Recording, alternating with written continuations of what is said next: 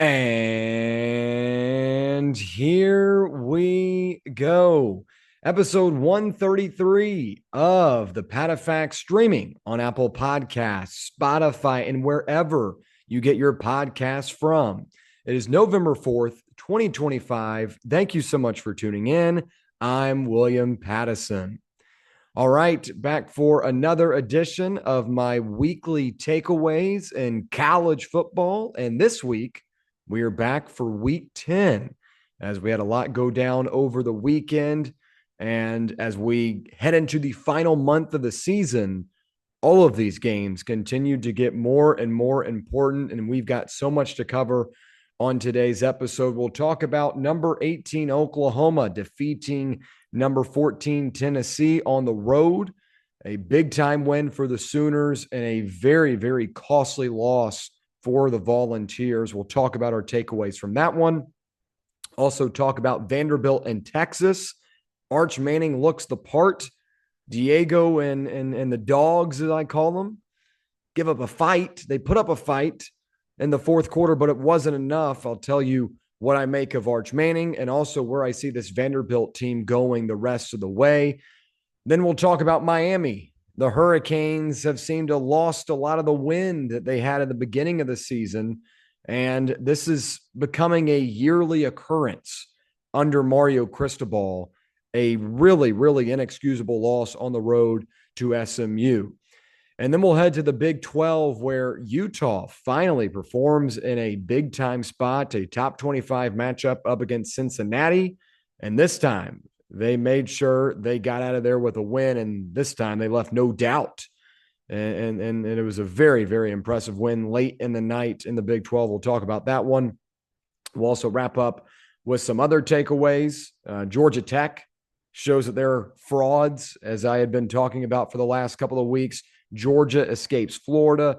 Ohio State fends off a impressive first half from Penn State. But my bigger takeaway from this one is Julian Sayin and the receivers come up big up against a Penn State defense that obviously has been reeling, but is still talented. We'll talk about that big matchup in the Big Ten. Also talk about some notable injuries across college football. And then I'll wrap it up with my final thoughts as Hugh Freeze becomes just the newest head coach to get canned in the middle of the season. So plenty to cover on this edition of the PatteFacts. So happy you're here. If you're listening, make sure that you like and follow the podcast. Tap that bell notification so that you never miss an episode. And if you're watching on YouTube, make sure to like, subscribe, comment, and share with your friends as we do these as often as we can. As I've said before, I'm just a one-man show. I've got to get the graphics, the video, everything out. It's a lot to produce all at once. And when I come on here, I mean business. So I hope that you do as well. Make sure to follow at the PatteFacts on Instagram. Continue to get a lot of great growth on the Instagram side of things. At the PatteFacts on YouTube. If you're watching already, it's easy to do. If you're not, make sure to follow. At the PatteFacts on Twitter /X, whatever you want to call it these days. And finally, at tpfactsonsports on TikTok. All of our announcements now out of the way. Had the opportunity to go to Tennessee and Oklahoma this weekend. We'll open it up with that one. I want to begin with this, and it's the Sooners turn the lights out on Tennessee and dark mode as number 18 Oklahoma defeats number 14 Tennessee 33-27 in this one. And heading into it, this was a really big game for both sides. It was a playoff elimination game in my eyes. And really, when you look at the rest of the schedule for both teams and knowing that 3 losses probably is not going to get you in the college football playoff in any normal year, even though college football can get pretty crazy. In any normal year, 3 losses isn't going to cut it, and I don't think it will this year either. This was a playoff elimination game. And matchup-wise, you had an Oklahoma defense that had struggled the prior week against Ole Miss, but they're still a top-ranked unit. They've been impressive all year long, and they match up against the Tennessee offense that was coming off 56 points, 504 yards of total offense, and 7 different players scoring a touchdown the prior week against Kentucky, a high-powered Tennessee group. which side of the football would win. And then also John Mateer, a guy that was a spectacle in the first part of the season, has kind of been inconsistent and has not been the same player ever since he returned from injury. What did he look like in this big time matchup in prime time? And we'll get into my takeaways, and I'm going to be pretty brutal and pretty honest about this Tennessee team over the next 20 minutes that we talk about it. And my big takeaway is that Tennessee fails to play complementary football once again in a big time spot. Go back to the beginning of the season where Tennessee took on a Georgia football team that, is a top 5 team in the country right now and has obviously improved since that matchup. But Tennessee continued to get in their own way down the stretch of that one and ended up costing them a big time win early in the season. They lose that game in overtime, but Tennessee had an opportunity to win the game in regulation. And in that fourth quarter, you force a turnover, and instead of being aggressive, you sputter out and have to settle for a field goal to go up 38-30. And Georgia's able to march down the field and tie it up. And you get in field goal position again. And this time, you have a false start right before you're about to go attempt a game-winning kick. You put your kicker back 10 yards, and he ends up missing it. And that's not timely. That's not complementary football. That's not helping out your special teams. You had an abundance of penalties in that one. Complementary football was absent in the crucial moments in that Georgia game. Go back to Alabama. Tennessee has a very costly interception to end the first half. Xavier Brown picks it off, goes 99 yards for a touchdown. You trail 23-7. Tennessee's defense that has struggled throughout the season gets 4 stops in a row, and you're only able to get points on 2 of those. So complementary football has been an issue for this team all year long, and it was again Saturday. Tennessee outgains Oklahoma 255-100 in the first half, but trails 16-10. That's an issue. Huge issue.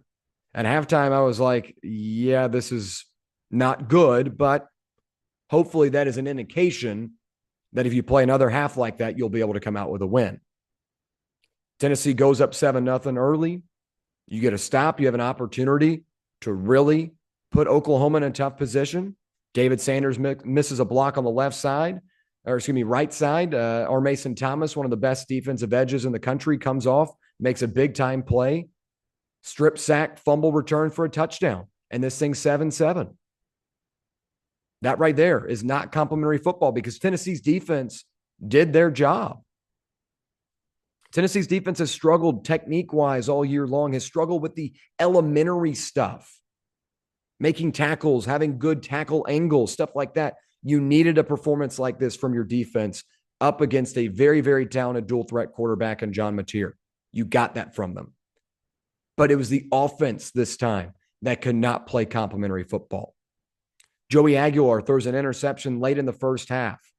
It allows for Oklahoma to get in field goal position. And, their kicker was the star of the show. He looks like he's in biker shorts out there, but my golly, this guy can kick field goals. Hit 2 50-yarders in this one, and you allow Oklahoma to get 3 free points right before the half. That's not complementary football. For the game, Tennessee has 3 total turnovers. You had a crucial failed 4th down conversion and a missed field goal in the first half. It just was so inconsistent. And that has been the common issue for this Tennessee team all year long.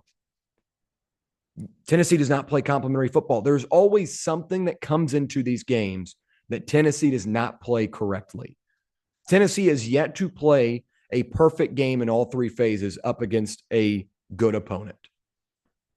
And that goes back to week 1 when Tennessee played Syracuse.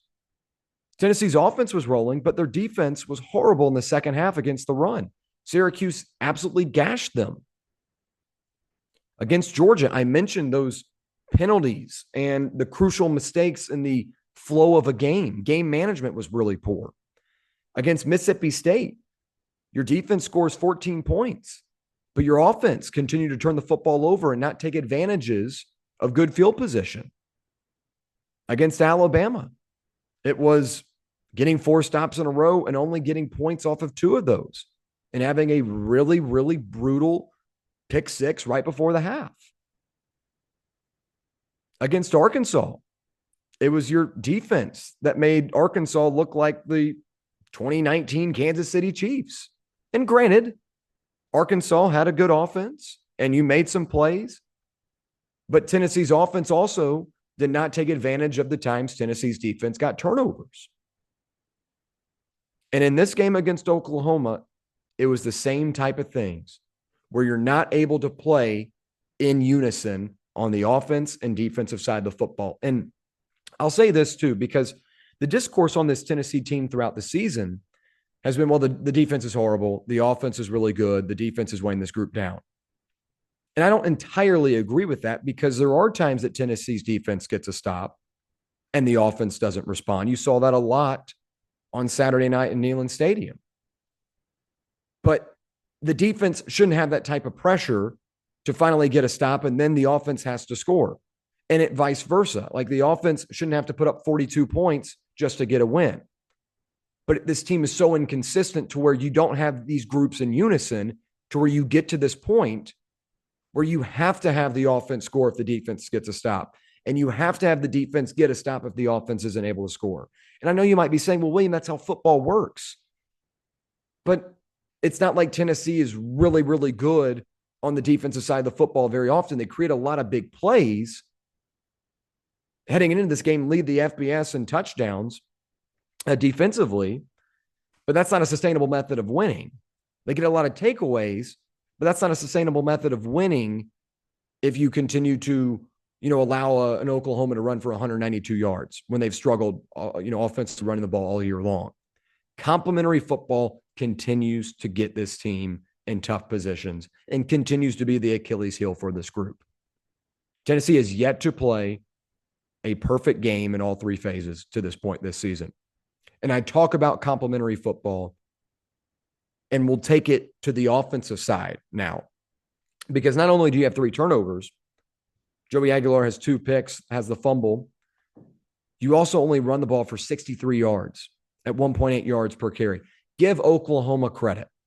A very versatile defensive unit. Brent Venables takes over the defensive side this year full-time, no longer splitting his time of doing other things during the game. He's focused on the defense, which is what he should have been doing over the last couple of years, but goes back to the defensive side of the football. And this has been one of the best units in the country.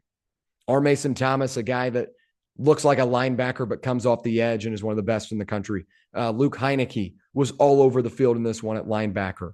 I like a couple of their DBs like Eli Bowen. This is a very talented team. Don't get me wrong. But Tennessee has always been predicated offensively on being able to have the balance between running the ball and getting it done in the air. 63 yards at 1.8 yards per carry is not going to get that done. So not only did they not play complementary football within the grand scheme of the game, but they also didn't do it on their best side of the football. So this was a really, really tough situation for Tennessee to overcome. And I think those 2 reasons, not being able to play complementary on both sides and not being able to run the ball, were really, really hurtful for Tennessee.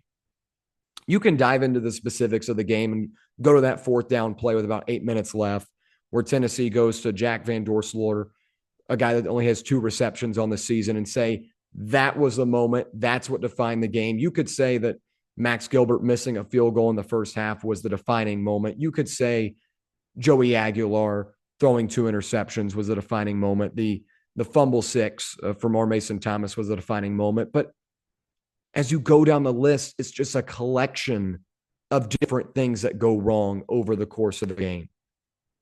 As someone that covers Tennessee for a living, I hear Josh Heupel speak every Monday, every Wednesday. I hear everything that is talked about with this team. And every week it's the same thing. Control the controllables. We have to execute. But the problem is Tennessee is not executing. And they're not controlling the controllables. And actions speak louder than words. And if Tennessee wanted to be an elite team this year, They would have cleaned that up in the middle of the season. But the problem is we're entering November and we're talking about the same things that were wrong in week one. Joey Aguilar has been very impressive this season. Who would have thought a guy from Appalachian State that got there 2 months before the season would have been this good? The wide receiver room was a big question mark. The running back room was a big question mark. Everyone thought the defense was going to be really strong. This Tennessee team has overcome a lot to get to this point, but the problem is they're still having the same issues that they had in week one. They don't play complementary football, and it comes up in the critical moments. There's always a different aspect of the game that goes wrong for Tennessee that results in a loss in these big-time matchups. And running the ball, a big reason why. Not playing complementary football between your offense and defense, a big reason why. Let me give credit to Oklahoma, because I know I spent a lot of time on Tennessee, but Oklahoma does deserve credit. I thought John Mateer and this Oklahoma run game came alive in the second half after a tough first half outing. 67 yards with about 5 minutes to go in the first half. They were able to get to 100, but still, that's not going to win you many games in the SEC on the road against a Tennessee team that is, very inconsistent in complementary football. It will work. But John Mateer, a guy that's been heavily criticized over the last couple of weeks, ever since he had that injury, has been, waiting for a moment like this. And when you look at the numbers, they're not going to jump off the page. 19 of 29 for 159 yards in the air, 80 rushing yards and a touchdown. It's not going to jump off the page. But a lot of that was in the second half. And a couple of really big plays in the second half were made by John Mateer. One of them, a 3rd and 16, where Tennessee's trying to get the ball back after scoring a touchdown. 17-16 game. You need a stop. John Mateer extends the play with his legs. Big time 3rd down conversion. This Tennessee defense has struggled with it all year long. They were better with it on Saturday night. That one was one that you could not afford. And Arian Carter, a linebacker that's been so great for Tennessee this season, he's banged up with 2 turf toes, was no match at full speed for John Mateer.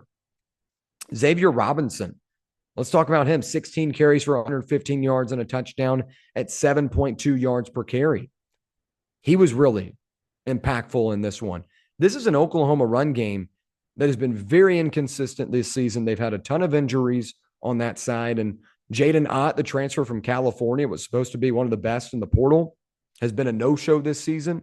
Xavier Robinson showed up on Saturday. Really big performance from him, and Oklahoma needed it. And that way they were able to milk the clock. They were able to play at their pace, and they were able to continue to march down into opponents' territory. And they executed when they made it to the red zone. Not only did they have a really good kicker, but they were able to control the game in the second half after being pretty much manhandled in yards per play and total yards in the first half. So credit to Oklahoma. They needed this one. This is a big-time win for Brent Venables and company. Look at the rest of the schedule for them. It doesn't get much easier. LSU, Alabama, Missouri, some tough games coming up. But this is a big-time win for Brent Venables, a guy that could have very well been on the hot seat if he had lost this one. It would have marked 3 out of 4 games that they had lost. Now you pick up a signature win on the road, a top 25 win. Congratulations to Oklahoma. They really needed it. John Mateer, I still am a little bit concerned about. Didn't have to throw a ton of big plays in this one, but I thought over the course of the second half, he delivered on a couple of critical intermediate passes that were timely and accurate. And that goes a long way in a matchup like this. But we're not done talking about this game yet, because I do want to talk about Josh Heupel and talk about if he's the guy for this Tennessee team. Is he the guy that takes Tennessee to the next level?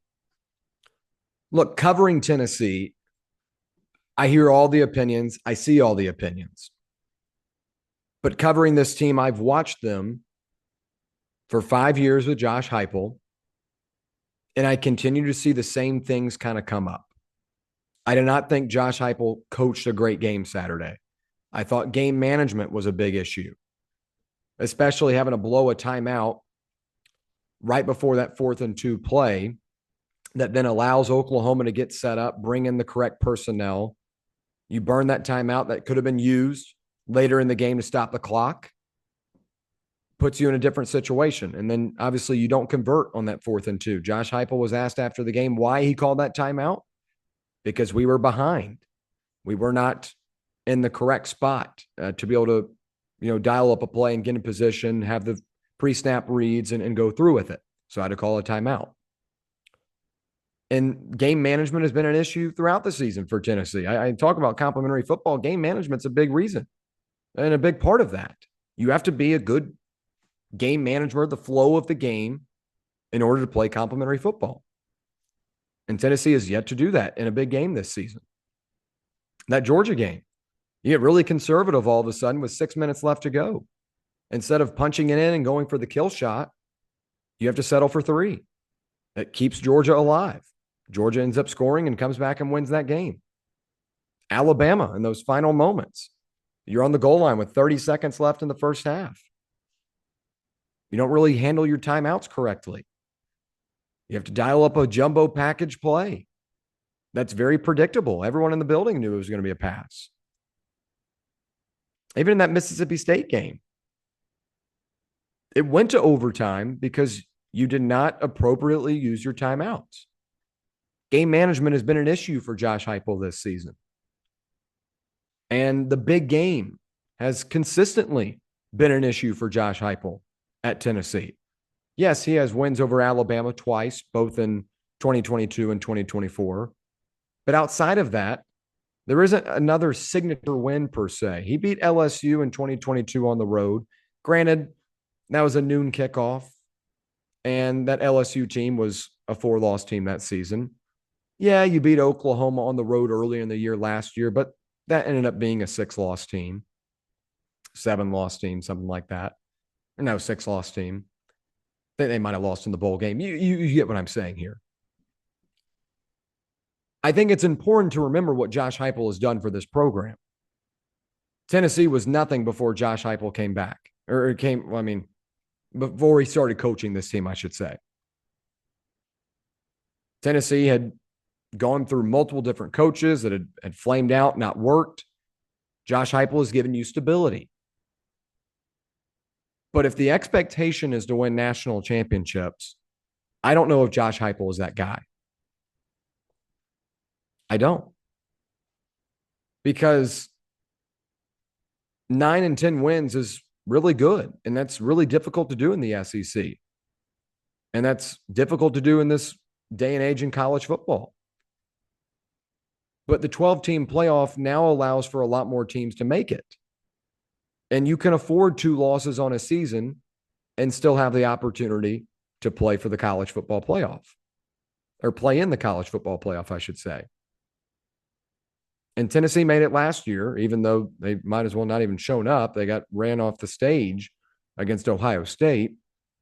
They still made it. But if you're trying to win national championships, which I feel like the Tennessee program standard is, or at least in the fans' eyes is, I don't know if Heupel's that guy.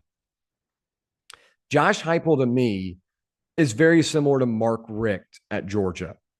Georgia was struggling before Mark Richt arrived. Mark Richt brought that program back to a winning culture, winning 9, 10 games a season, being in the conversation for BCS bowl games and stuff like that. He brought that program back. But there came a point in time where Georgia was like, we're not moving forward with this guy. We're continuing to be the same team we've been for 5, 6, 7 seasons. They decided to move on.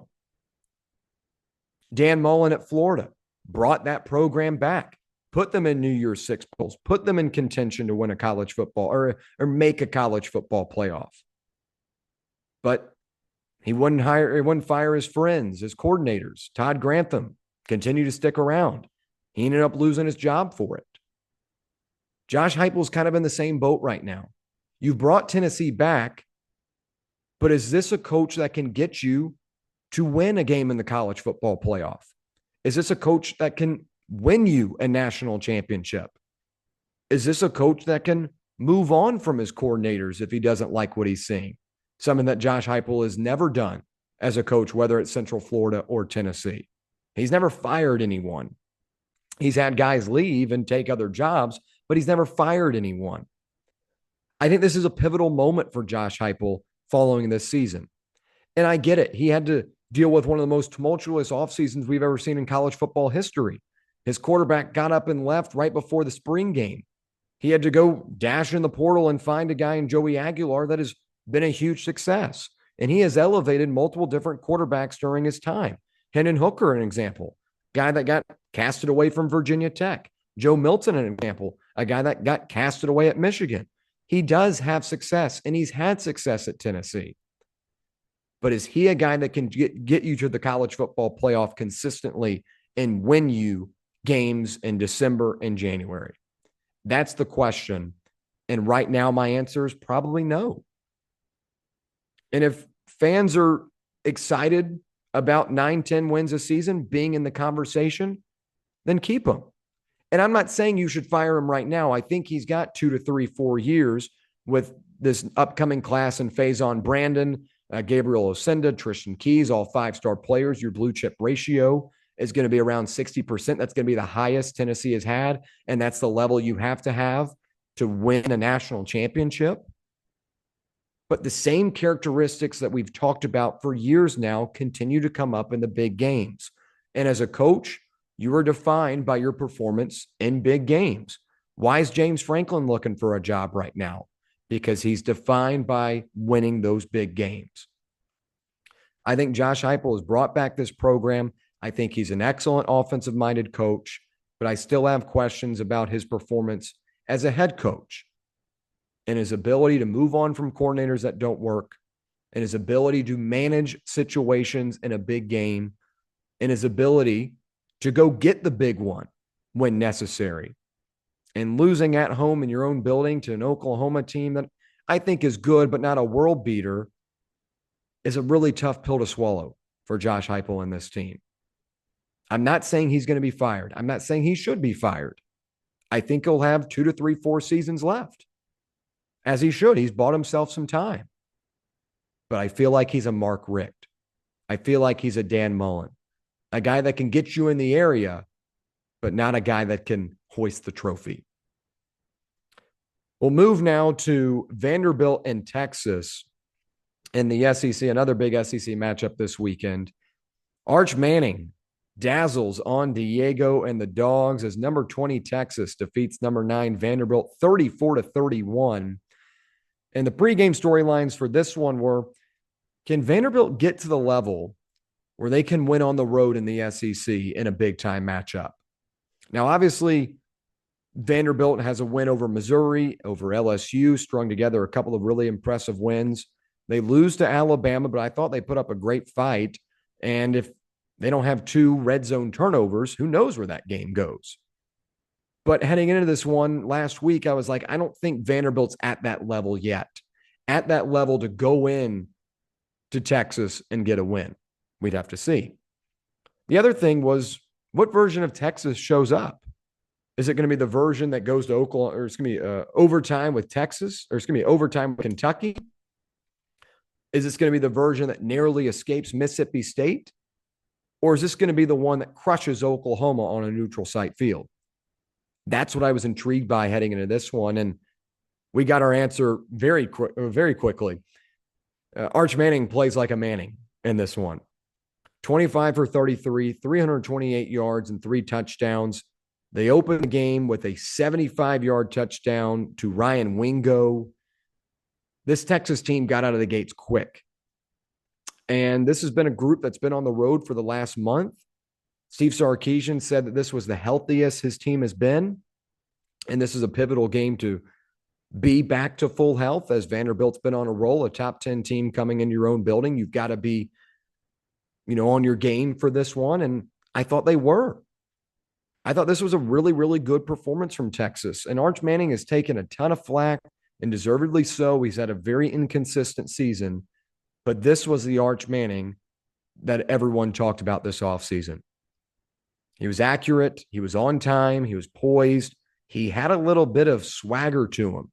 Even before the game, you see the camera pan to him, and he's screaming in the tunnel. I like that energy from him.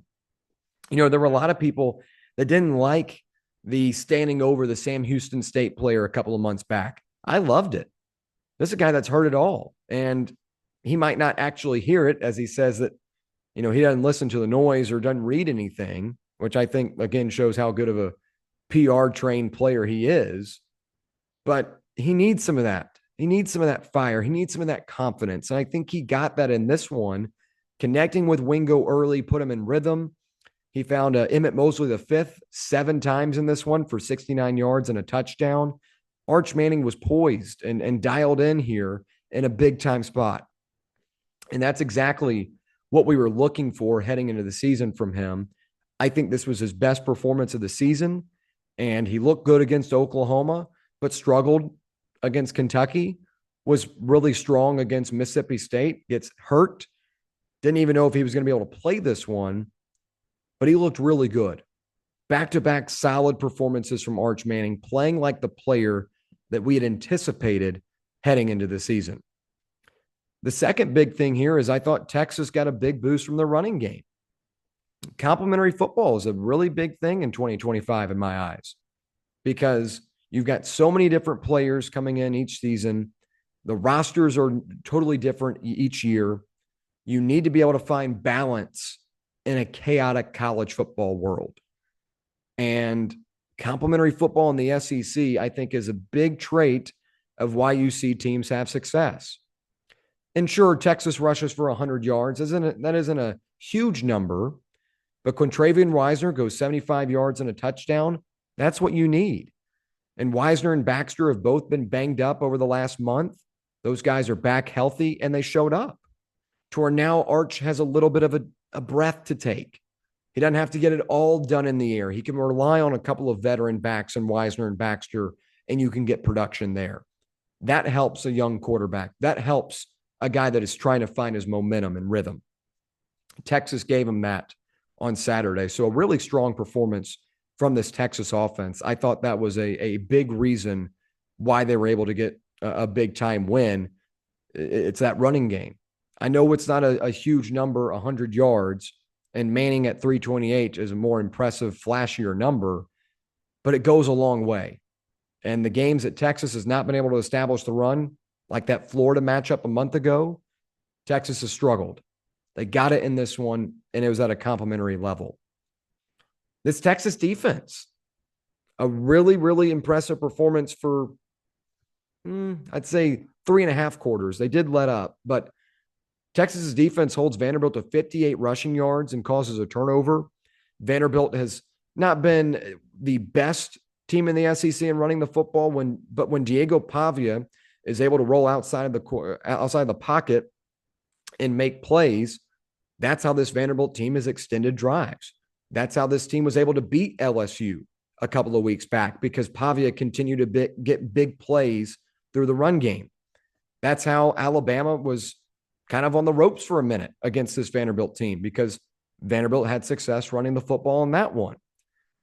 So I thought Texas's defense, that struggled last week against Mississippi State, had a nice bounce back performance here in the majority of the game. Obviously, they let up late as they allowed 21 fourth quarter points, but shutting down that run game, making Vanderbilt one-dimensional, having to get it done all in the air, I thought made things really difficult for a Vanderbilt team already up against it, heading on the road in a rocking environment up against a really well-coached, good football team.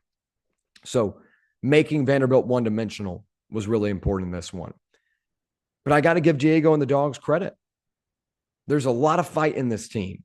And I know a lot of people might not like Diego Pavia, and I know a lot of people think this Vanderbilt team is fraudulent, but they fight. And they're not going away without a fight, and almost literally without a fight, as this thing got a little bit chippy late. But Pavia goes 27 for 38, 365 yards and 3 touchdowns in the air, one of his best passing performances of the season. Gets 14 carries and 43 yards on the ground, also punches in a touchdown using his legs. Talking about extending those plays, he did that on that touchdown down the right sideline in the fourth quarter. And then Eli Stowers, one of the best tight ends in the country coming into the season. He goes 7 receptions for 146 yards and 2 touchdowns. This team doesn't quit. And Vanderbilt needs to have that identity. They're the bottom feeder of the SEC historically. They barely have enough people to cheer on the team at their games because it's always filled with the other team, the opposing team's fans.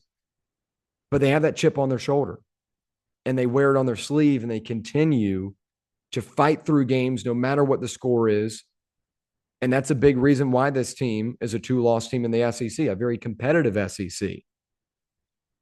So think of what you want of Diego Pavia and think of what you want of Vanderbilt. But this is a good team. And Diego Pavia, who was a little bit of a circus puppet last year, has turned into a really good quarterback, really good college quarterback. I'm not saying he's going to be some NFL guy, but 27 for 38, 365 yards, 3 touchdowns, 4 total against a really good Texas defense, very talented Texas team on the road. That's an impressive performance for Vanderbilt. I know they come out with a loss. I know the score was a little bit misleading with the way that one went through 3 quarters. They got down early in this one and didn't give up.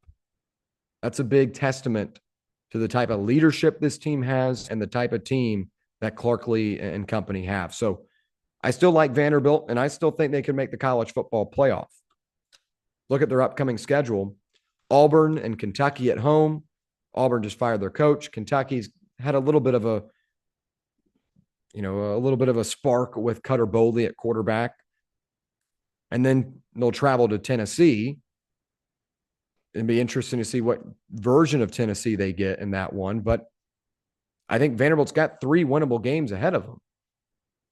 At 2 losses to Texas and Alabama, I think this is still a college football playoff team.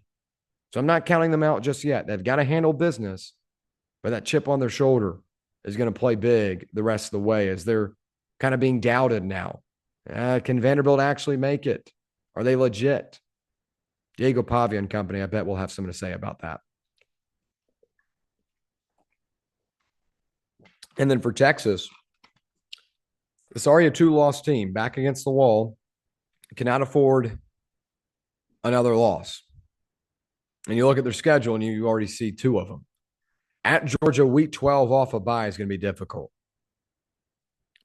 Georgia's already lost at home this season. Georgia doesn't lose at home very often. Now, they've only got one loss, so they're not as back against the wall as Texas will be. But is Arch Manning going to play like that at 7:30 at night and what's going to be a rocking crowd at Sanford Stadium? We'll have to see. He's played well the last 2 weeks. Can he continue that momentum in the final week of the season? Arkansas, a very talented offense. They don't have much to play for, so they'll be playing for pride. Texas gets that one in their own building. I think that'd be a win. And then Texas A&M at home, I think could be a win because A&M will most likely be undefeated. Obviously, they want to finish the season undefeated, but Texas, where they're back against the wall, I think will play a little bit more aggressive than an A&M team that already knows they're going to be in the college football playoff and doesn't want to get too risky per se. So Texas has a path. Vanderbilt has a path. You got 3 games to go. You got to handle the business in front of you. But that Georgia game, I think, could get really difficult for Texas, obviously, as Gunnar Stockton and company have really seemed to hit their stride offensively. I know that this past weekend wasn't the cleanest performance. We'll talk more about that one here in a minute. But I think they've continued to improve as a unit throughout the season. And that is a good Florida defense they went up against. So winnable games for Texas, but back against the wall, you've got to be damn near perfect. Margin of error very thin in the SEC. We'll move to the ACC, and it feels like we do this every year. Feels like we do this every year with this team. And this one came a little bit earlier because this team usually loses in the final 2 weeks of the season, like they did last year. It's the Miami Hurricanes. Number 10 team in the country travels to SMU. Surely SMU is not going to upset Miami, right? Miami's got to be a little bit woken up after losing at home to Louisville. No.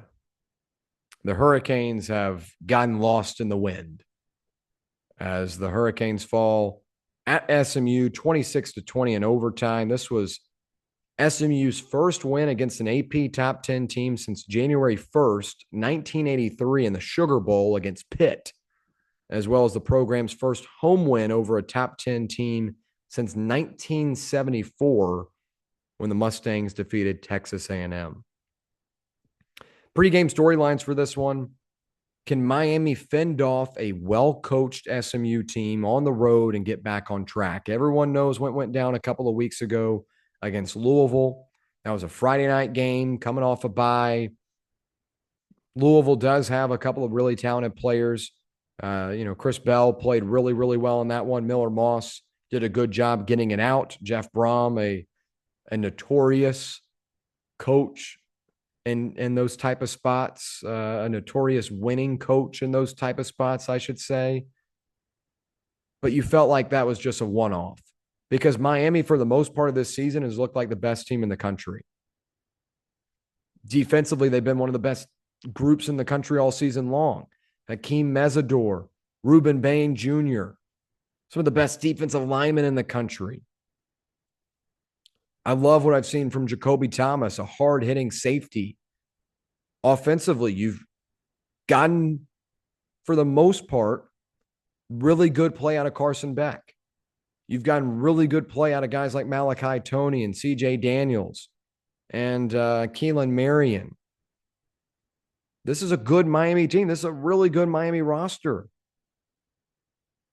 But Mario Cristobal and Carson Beck just said, nah, we can't control ourselves. We're going to mess this up somehow. First takeaway is the Carson Beck experience continues.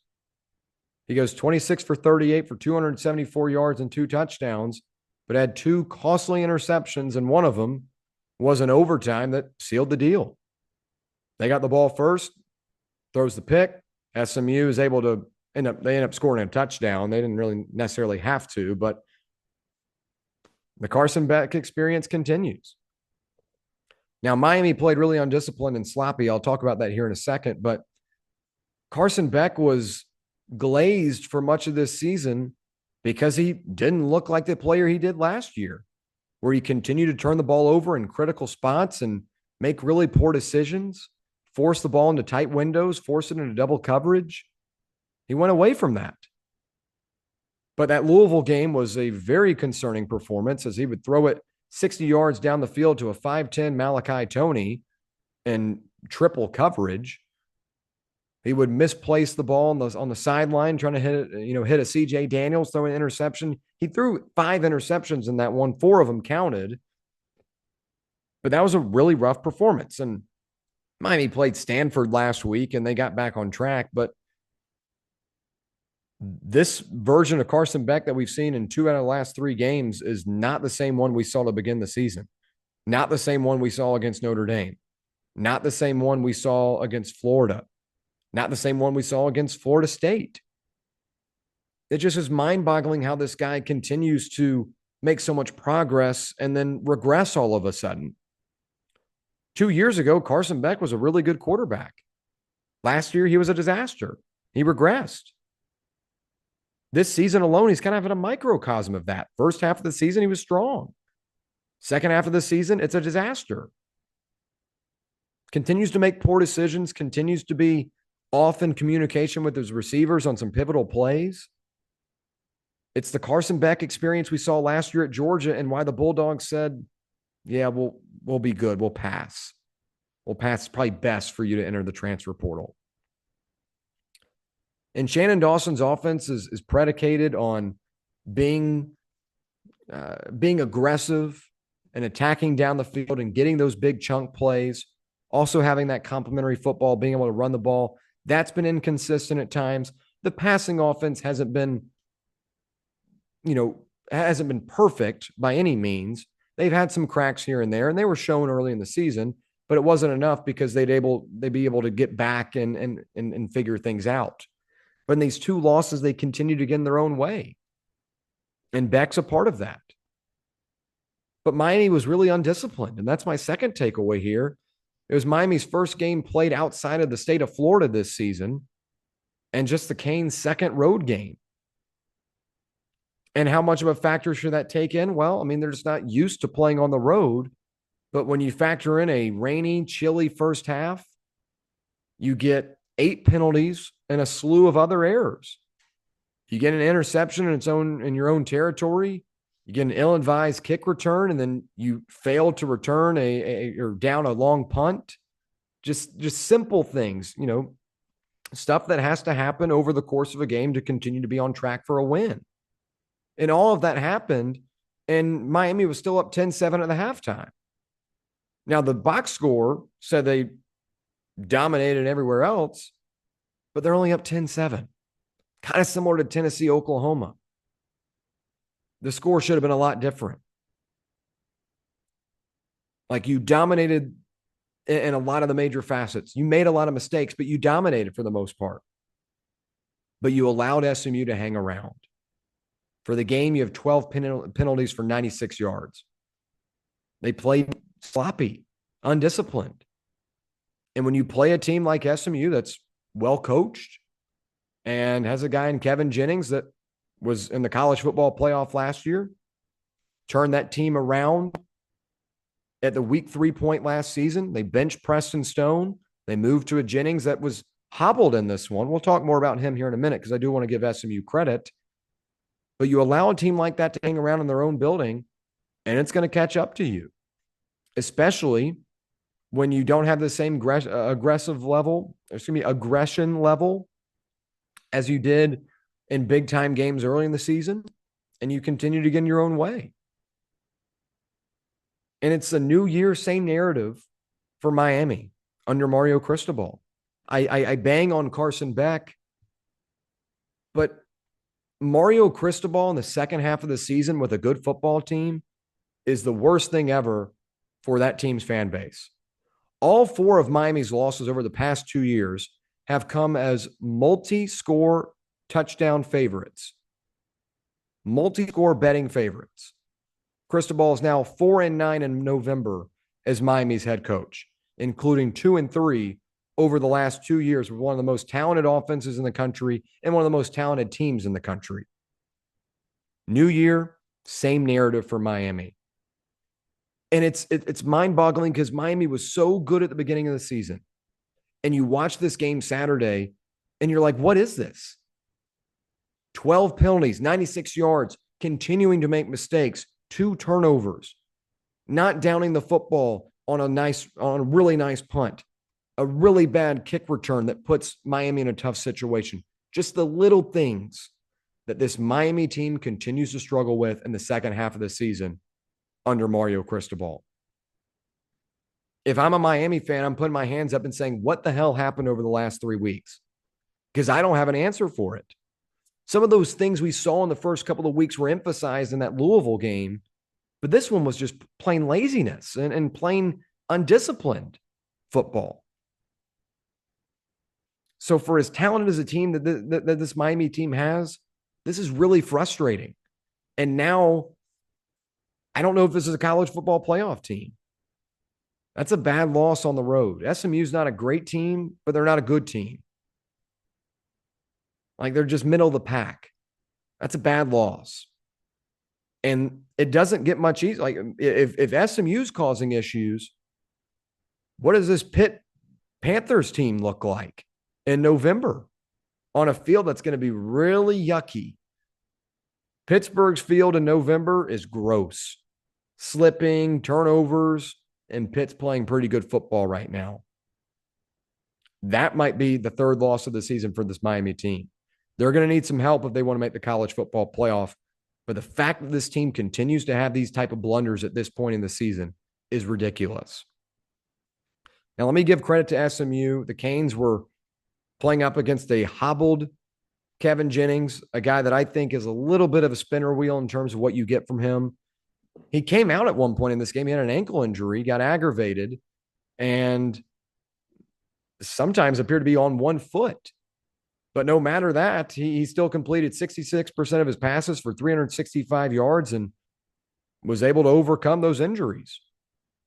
And this is an overlooked SMU team. They come in at 4-3. They very easily could have beaten Baylor. They very easily have racked up a couple of more wins throughout this season. They're really 2 plays away from being 7-1. And Rhett Lashley just got that contract extension. He's going to get a ton of eyeballs in the coaching carousel. But this is not a loss that the University of Miami should suffer. SMU Stadium is not like it's going into Death Valley. It's a 12 o'clock kick. That's not a tough environment to play in.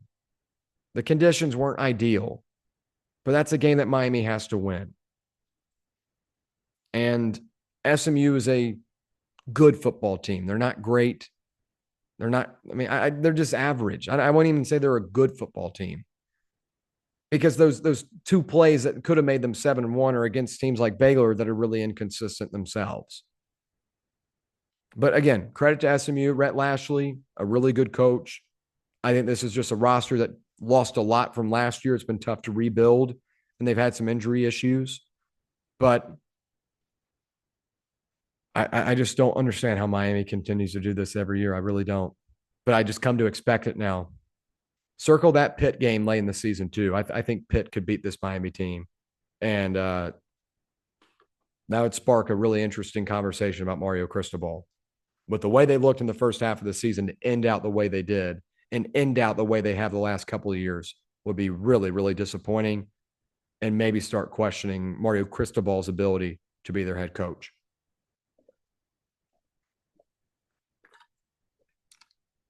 Let's move now to the Big 12, where we've got number 24 Utah taking on number 17 Cincinnati. Utah looked the part in this top 25 matchup as they whip up on Cincinnati 45-14 in this one. And College game day was here. They got bullied enough into not going to an SEC matchup. They go to a top 25 matchup in the Big 12. I'm not griping about it, but it kind of felt like they were forced to go to this one because of all the discourse lately about the SEC. Real quick, who gives a crap? People are just complaining because they want to complain. Name me a Big 10 game that they should have gone to over the last couple of weeks. Name me a Big 12 matchup outside of this one that they should have gone to over the last couple of weeks. Maybe BYU and Utah, but Big Noon Kickoff was there, and there have been a ton of big games in the SEC. The SEC is the most watched conference in college football. They're the most watched teams night in and night out. And, you want to bring that type of environment to your pregame show, you go to the SEC. So that was a stupid argument that people made and always make every year. But nevertheless, let's talk about what we thought about this one heading into it. Utah has frustrated me at times this season because I do like Devin Dampier. I do like Kyle Whittingham in big spots. But Utah is 0-2 to this point against top 25 teams. Remember, in week 4, they played Texas Tech at home, and they got ran off the field.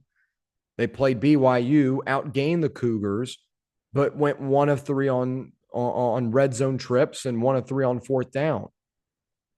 Could they finally put it together against a Cincinnati team that I thought was quietly a one-loss team?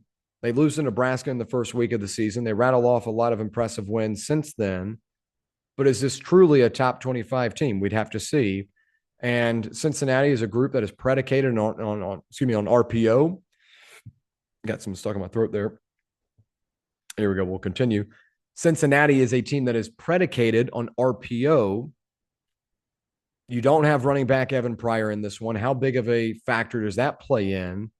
And what does Brendan Sorsby look like against probably the best defense he'll face this season outside of Iowa State earlier in the year? But Iowa State in that matchup had 2 of their top DBs down. And Utah's defense made life difficult for Cincinnati's passing attack. That's the main takeaway here. Brendan Sorsby has his worst game of the season, 11 for 33. 11 for 33 in this one for 221 yards and a touchdown. Had an interception and a fumble lost. Just did not look in rhythm. Utah had a really good passing attack, and they were able to get in the backfield multiple times, put pressure on Sorsby, and a lot of his throws were either behind, too high, or in too in front. Just was not accurate. And Sorsby is a good quarterback.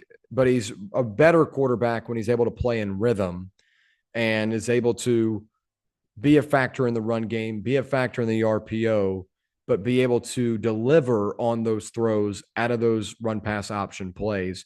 Was not able to do that in this one. And the Bearcats turned the ball over 3 times and they finished 6 for 14 on third down. They were consistently in third and long situations, could not execute because of the pass rush and the time that Sorsby had. But then you mix in that he was inaccurate and not in rhythm and not on time, not on schedule. It just was kind of a disaster for Cincinnati. They never really found a rhythm offensively, and they were able to force a couple of turnovers, but weren't able to capitalize many times. So it just, you got to give credit to the Utah defense here. This was a big performance for them, especially after allowing BYU to convert on a couple of big third down conversions and fourth down conversions a couple of weeks ago in that top 25 matchup on the road. They were much better on those critical downs in this one. Brendan Sorsby, just a really tough outing for him. And this Utah offense, I thought played really, really, really good complimentary football. I put in the notes, tremendous complimentary football, because they've outgained teams multiple times this season. I guess I should backtrack. Obviously, they've outgained a lot of teams this season. They're a top 25 team, and they've got 7 wins, or 6 wins, I should say. But against BYU, they outgained the Cougars, but were not able to play complimentary football in those critical moments, like third down and fourth down. And they didn't have as great of a rushing attack as they've had in other games. Like when they play Colorado, they ran all over the Buffs. They didn't really have that against BYU. Devin Dampier wasn't able to get as activated in the run game in that one. But against Cincinnati, Utah's offense looked the part and looked the way that they have up against some of these more inferior opponents that they've gone up against. Not these top level defenses in Texas Tech and BYU. Cincinnati doesn't have a bad defense by any means, but they more so lean on the offensive side of the football and the game plan that they have. But Utah in this one goes for 480 yards of total offense and not just 29 first downs, 213 passing yards, 267 rushing yards. And quarterback Devin Dampier, a guy I loved heading into the season, a transfer from New Mexico, disappointed me in that Texas Tech game, turned the ball over a couple of times, forced the ball a couple of times against BYU. Again, a non-factor as a runner. But in this one, you got a really balanced attack from him, 16 for 31 for 213 yards, 2 touchdowns in the air, and 78 yards on the ground. That's the Devin Dampier that you needed in this matchup. Wide receiver Ryan Davis, 8 receptions for 132 yards and a touchdown. He had his best game of the season. He's put together a couple of strong performances over the last couple of weeks. And another guy that put together a really impressive performance was running back Wayshawn Parker. 104 yards and a touchdown. Now back-to-back 100-yard plus yard performances, as he had 145 against Colorado. I think this is a good Utah team, but they've been inconsistent in these top 25 matchups, in these big-time games. They've been blowing the doors off of the West Virginias and Colorados of the Big 12, but they haven't been as consistent and haven't been the same against a Texas Tech and a BYU. As I mentioned earlier, BYU, Texas Tech, 2 top 20 defenses in the country. It's not going to be perfect. But in this one, you needed to get a win, and you needed to be an impressive one, because I think Cincinnati was a little bit propped up with their win over Iowa State. Obviously, Iowa State isn't the team that many people thought they were going to be preseason, but Utah needed this one, and Dampier played the way that he has throughout the course of the season in these inferior matchups on a little bit of a lower level. But again, you're playing a Cincinnati team that only has 1 loss in the season. They've been doing something right defensively.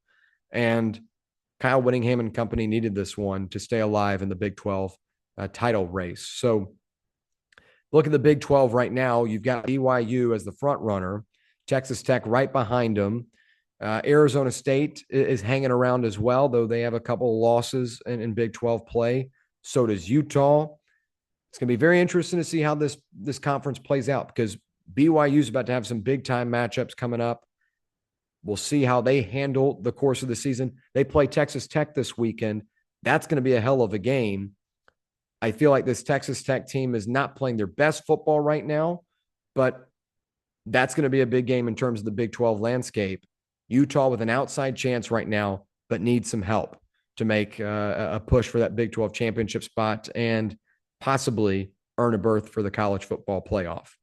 So those are the big games that I wanted to cover. Obviously, this week, only 3 top 25 matchups. Week 10 originally was supposed to feature 7 top 25 matchups, at least according to the AP poll preseason. But obviously, things have changed. Penn State, not as good. Clemson, not as good. Arizona State and Iowa State have not been as impressive. South Carolina took a big time dip. Florida, Georgia would have been a top 25 matchup, but the Gators obviously have not played to that level this season consistently. But it was still a notable week because you had an upset like SMU over Miami. You got a big time matchup in the SEC between Tennessee and Oklahoma and Texas and Vanderbilt. And the Big 12 at least delivered some offensive fireworks from Utah late night. So those are the big game takeaways. We'll now go into the other notable takeaways. And it kind of brings a smile on my face to talk about this one because Georgia Tech shows that they're frauds. They fall to a 4-4 NC State team, 48-36 on the road. And these numbers I'm about to read off are jaw-dropping. The Wolfpack put up 583 yards of total offense, including 243 yards on the ground, and they go 7 for 11 on third down. CJ Bailey, a really underrated quarterback in the ACC, he goes 24 for 32, 340 yards, 2 touchdowns, 1 rushing touchdown in this one. Jaden Scott, 196 yards and a touchdown. He was really, really impressive. I mean, really, anytime you go for 583 yards of total offense, it's going to be an impressive performance. But Scott and Bailey were cooking in this one. And NC State's so weird because they have 2 wins over top 25 teams right now.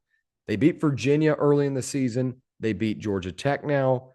Obviously, this is a group that has an embarrassing loss to Virginia Tech not too long ago, but they've got some pretty impressive wins. I don't think this is a good football team by any means, but offensively, they do have some firepower, and they just out-offensed Haynes King and company, and that's saying something because Haynes King had 511 yards of total offense and 4 touchdowns.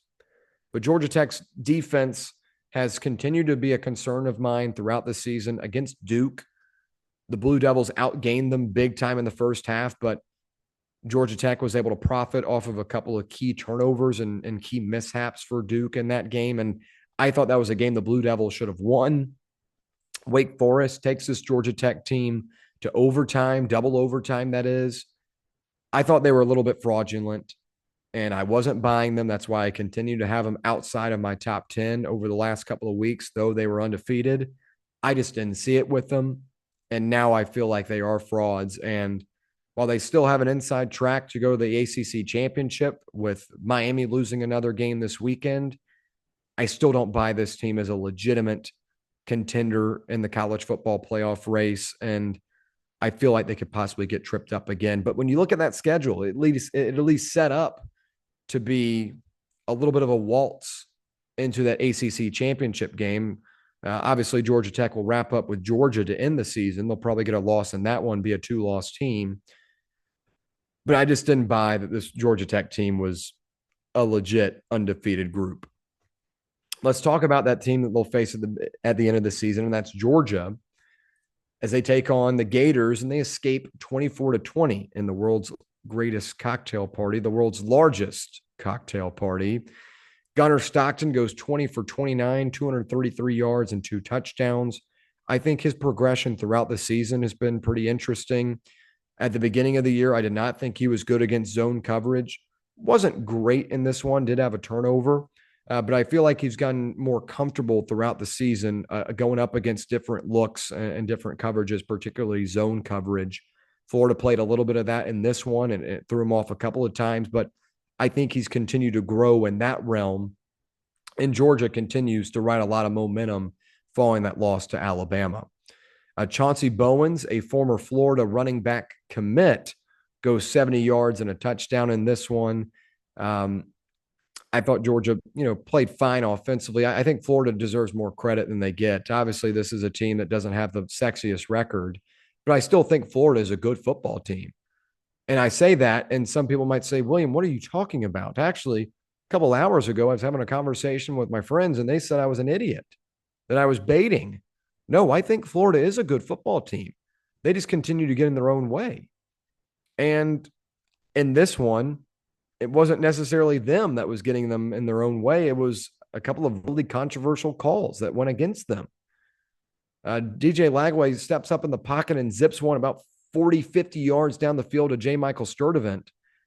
And it looked like a catch. I thought it was a catch, and I thought it was a bad call that they ruled incomplete. That would have given Florida the ball at the 40-yard line with 3 minutes to go. And that would have at least put them in field goal range and had the opportunity to tie this one, or maybe not tie this one, but send it to overtime. No, 0 for 2. We'll try again. Possibly win this game, I should say. They could have sat on the football and got inside the red zone and, killed the game with a minute left. So when I look at Florida's season, I go back to the South Florida game and say you had 3 touchdowns called back due to penalties, and then you spit on a player and they get an automatic first down, 15 yards. They extend the drive, get the field goal, win that one. Against Miami, I thought this team competed, had multiple opportunities to keep within arm's distance of that one, and they did, but they could not execute offensively. Against LSU, you throw 5 interceptions on the road and only lose by 10. I think this is a good defense. I think this is a good team. They manhandled Texas in that win a couple of weeks ago, about a month ago. But the problem is this team just cannot stay out of their own way, and that's why their record is the way it is. But I still think they're a good football team that deserves respect. This is a good defense, and Georgia had a tough time with them. So Florida's going to be a team to watch for in the SEC to end out the season because they could be a team that, messes someone up. They could mess Ole Miss up as they travel to take on the Rebels here in a couple of weeks. That's an interesting matchup. Florida and Tennessee is an interesting one in the Swamp here in week 13. Obviously, Tennessee doesn't have college football playoff aspirations anymore, but that could be a big one in terms of the momentum for Tennessee's program heading into the final weeks of the season. I think Florida is a good football team, and I know that sounds really stupid, but you go back and look at the track record of these games and what's transpired. If they don't get their own way and they're a little bit more disciplined, Billy Napier might still be coaching this team, and Florida could be in the college football playoff race. Instead, they continue to get in their own way. Saturday was more so a crucial call that goes against them. One more game I want to hit on. Number 1, Ohio State defeats Penn State 38-14 behind 480 yards of total offense for the Buckeyes. They hold Penn State to just 200. And obviously, Penn State is a disaster offensively. They don't have a quarterback, and Katron Allen is really the only focal point they have at this point in the season. But that's still really impressive for a Penn State team that is very talented in terms of who they have on that roster. But let's talk about quarterback Julian Sand, man. 20 of 23 for 316 yards and 4 touchdowns. He was really good in this one and continues to be one of the most impressive players of the season. This is a guy that I did not know a whole lot about heading into the year because we hadn't seen him play. And he started off at Alabama, split time with Ty Simpson, and was a practice quarterback, a 3rd stringer, 4th stringer on a very loaded depth chart. Decides to transfer out, goes to Ohio State, backs up Walker Howard last year, doesn't really get an opportunity to play, didn't really know what to make of him.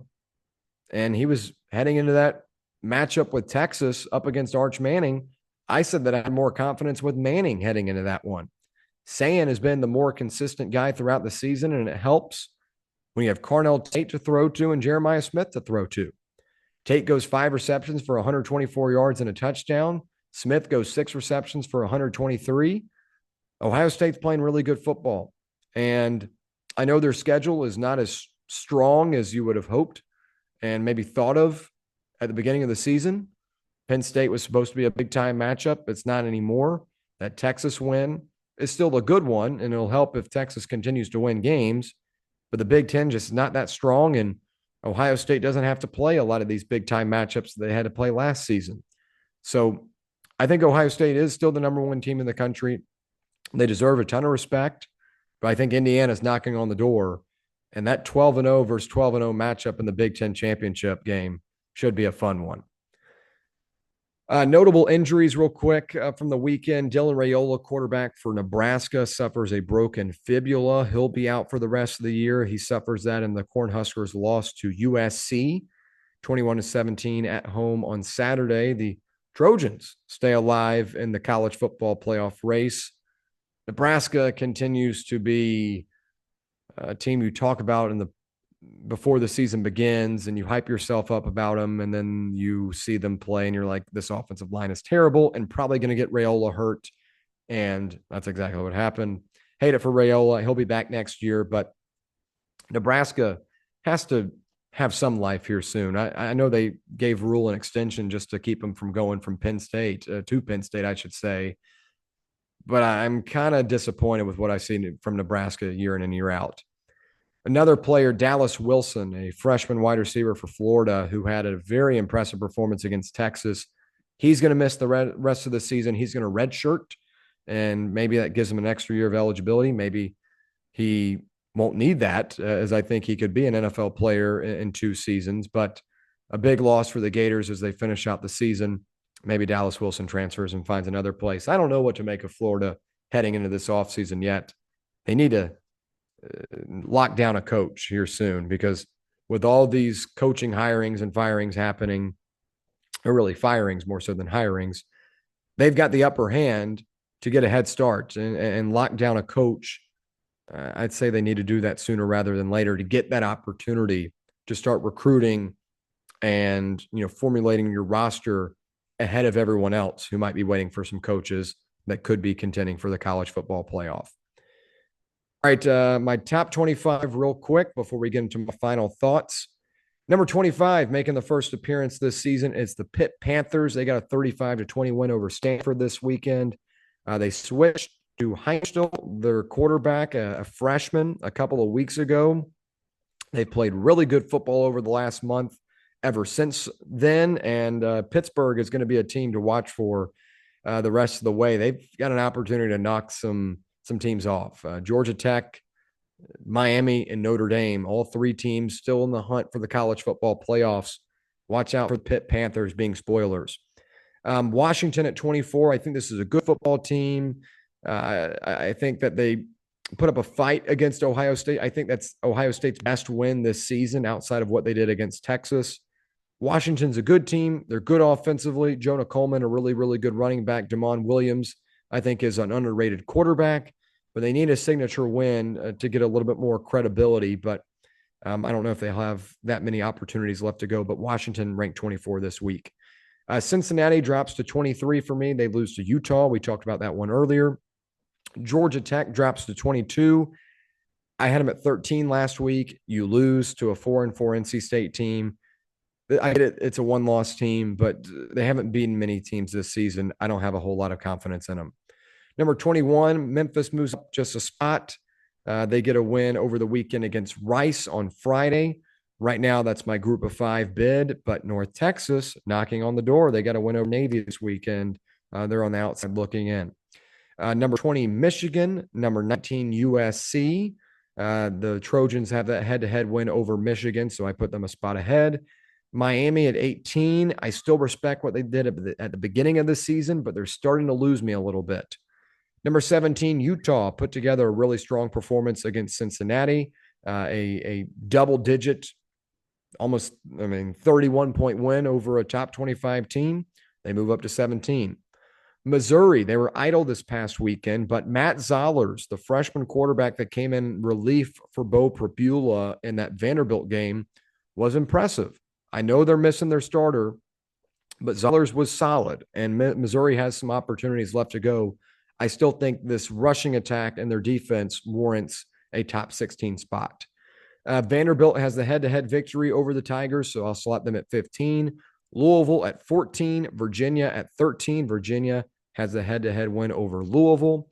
Number 12, Oklahoma. They move up a couple of spots after the win over Tennessee in a rocking environment inside Neyland Stadium. Right ahead of them is Texas at number 11. They've got that head-to-head win on a neutral site field. At number 10, Texas Tech, a team that is going to have a big-time matchup this weekend up against BYU. If they get that win, this is a legit Texas Tech team. Baron Morton is the only option now at quarterback. That does worry me just a little bit. Hammond out for the season. They're a little bit thin at that position now, and Morton has a history of getting hurt. They need Morton to stay healthy. Number 9, BYU. I don't love this BYU team because I do think they have been susceptible to kind of getting away from some of these games, like that Utah one. They were outgained by about 100 yards, but they still found a way to win. I guess I'll give them credit. This is a top 15 defense. We'll see what they look like against the Red Raiders. Number 8, Notre Dame. A lot of people don't have Notre Dame this high, but my thing is, this is still a really good football team, and their 2 losses on the season are at Miami on the road, and they lose to a Texas A&M team that I think is the 3rd best team in the country. They lose by 1. Notre Dame's still a good group. CJ Carr has played really good football. Jeremiah Love rattled off a 94-yard touchdown on Saturday against Boston College. Not the cleanest performance for the Fighting Irish, but I still think this is a really, really solid roster. Number 7, Ole Miss. The Rebels get a B2A win over South Carolina. Shout out to Lane Kiffin for reposting the PatteFacts on Monday. That was pretty cool. Thank you, Lane Kiffin. 6th, Georgia. They've got the head-to-head win over the Rebels. Number 5, Oregon. Getting a little concerned about this team, not going to lie, but they're going to have their opportunities ahead of them. That USC matchup in a couple of weeks will be a good win for them if they can get that done. Oregon at number 5. Number 4, it's Alabama. The Crimson Tide continue to play good football, and they deserve the spot once again this week. Texas A&M at 3. They've got a couple of tough games coming up to end the season. They face Missouri on the road this upcoming weekend. That'll be a test for them. Maybe Matt Zollers and company has something up their sleeve, but Texas A&M is still the best team in the SEC in my eyes. We round it out with number 2, Indiana, and number 1, Ohio State. My top 25 heading into week 11. All right, we'll wrap things up with my final thoughts. And we have another head coaching firing in the SEC. This time it's Hugh Freeze. And they lose Saturday to Kentucky 10-3. And that was the cherry on top, because I have argued that Auburn, kind of like Florida, is not that bad of a team. Defensively, they're really, really good. Guys like Keldrick Falk, who are going to be a first-round pick, have been very impressive. Defensively, they've yet to allow more than 24 points this season. There are only 2 other teams in the country that can say the same thing. That's Ohio State and Indiana. The fact that Auburn is where they are with those numbers is pretty telling of their offense. They moved to Ashton Daniels this weekend, but I've argued Ashton Daniels is just like a diet version of Jackson Arnold. I wasn't very impressed with Daniels at Stanford. I didn't think it was a great portal acquisition, and it hasn't turned out that way. They only put up 3 points against a Kentucky team that doesn't have that good of a defense. So Hugh Freeze goes, another SEC coach is gone. And right now in college football, I think you're about as good as your quarterback is. And when you look at the best teams in the country right now, their quarterback's playing at an elite level. Julian Sayin, Fernando Mendoza, Marcel Reed, Ty Simpson, Dante Moore, Gunnar Stockton, Trinidad Chambliss. I think it stops at BYU because I'm not head over heels for Bachmeier, but they have a really good defense and they don't play as tough of a schedule as an SEC team does each week. But for Freeze, he's whiffed on the quarterback time and time again. Peyton Thorne was a disaster. Jackson Arnold looked really good against Baylor, but when you start playing SEC defenses that have the type of guys that can contain and catch up to you, you can't run around like a chicken with your head cut off. And they've learned that in SEC play. I thought that Kiffin should have, not Kiffin. I thought that Freeze should have switched to Deuce Knight, who was a 5-star last year, kind of taking the DJ Lagway, Billy Napier route, where you're like, hey, this is what we're showing. This is what we could be if you keep me around. He decides to go with Ashton Daniels. He was very bleak. And I think you're just now seeing teams in college football understand the opportunity at hand to make a 12-team playoff And if you're not able to deliver in a couple of seasons in the SEC, you fall behind. And when you continue to whiff on your quarterback, that's what you're going to be in. You're going to be in that realm. Hugh Freeze is known for an offensive guy. The defense has been the best part of this team this season. DJ Durkin's done a hell of a job. He might not be a hell of a guy or a hell of a person, but he is a hell of a defensive coordinator, and that defense has done their job. The offense has not. They've been able to stay in games because of that defense. The quarterback situation continues to be an issue. And in 2025, you're as good as your quarterback. And that's why you see James Franklin get the can. Drew Aller just wasn't the part. And I know he got hurt, but I mean, in that UCLA game, he did not make any big plays. In the Oregon game, he made a pivotal, crucial interception in overtime. Garrett Nussmeier has been inconsistent throughout the season, is underwhelmed. DJ Lagway has not been the player that we had anticipated heading into the season. Mike Gundy hasn't had a good quarterback since Spencer Sanders in 2021. Like, it's just the reality. If you don't have a good quarterback in 2025, you're not going to be able to stick around. And that's why a lot of these coaches are getting the can right now. So if you want to stick around, you got to nail the quarterback. Hugh Freeze, an offensive-minded guy, couldn't do so. So that's going to wrap it up for episode 133 of the PatteFacts, streaming on Apple Podcasts, Spotify, YouTube. You can watch on YouTube, however you may be doing it. I appreciate you listening, watching, whatever it may be. Make sure to follow at the PatteFacts on Instagram and Twitter, at tpfactsonsports on TikTok, at the PatteFacts on YouTube. Make some really good progress on the Instagram. Make sure you're following. Tell your friends about it too. Serious, man. Tell your friends, share it with them. Hey, this guy, William Pattison, he knows some college football. And he does some really cool, funny posts about it too. So tell your friends about it. Share. Let's continue to grow this thing together. I appreciate you listening. I'm William Pattison, signing out.